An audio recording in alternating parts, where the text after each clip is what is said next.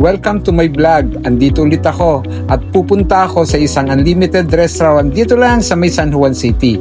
Naimbitahan lang ako dito kaya sinulit ko na ang pagkakataon para ma-vlog ko ito. Samahan ninyo ako at alamin natin kung sulit nga ba. Tara! Andito nga pala ako ngayon sa Guevaras by Chef Laudico dito sa San Juan City. Isa sa sikat na unlimited Filipino buffet na talagang dinadayo. Pagpasok pa lang, ramdam mo na agad yung classic at cozy na vibe. Parang kumakain ka sa isang old-style Filipino house na may handaan. Perfect siya sa family gatherings, date o kahit simpleng food trip lang. At syempre, hindi mawawala ang pinaka-highlight.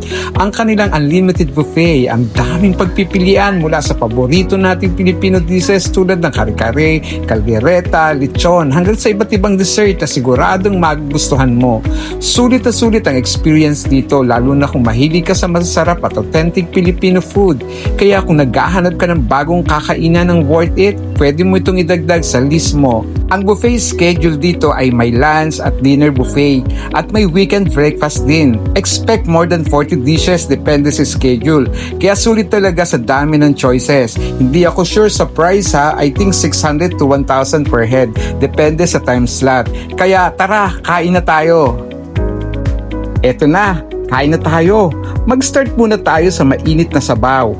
Perfect pampagana bago sumabak sa buffet. Tikman natin ang lasa. Solid agad ang lasa. Next, syempre, hindi mawawala ang hipon. Fresh at sakto ang timpla. Tapos eto na, belechon o lechon. Ang sarap, malutong ang balat at juicy sa loob. At hindi kumpleto ang experience kung walang kare-kare. Ang lapot ng sauce, rich yung lasa at bagay na bagay sa bagoong. Grabe, simula pa lang busog na sa sarap. Marami nga pala kami dito na magkakasama at ang sarap lang sa pakiramdam kapag ganito. Sabay-sabay kumakain, nagkukwentuhan at yung tawanan na may kasamang hagalpakan. Solid talaga.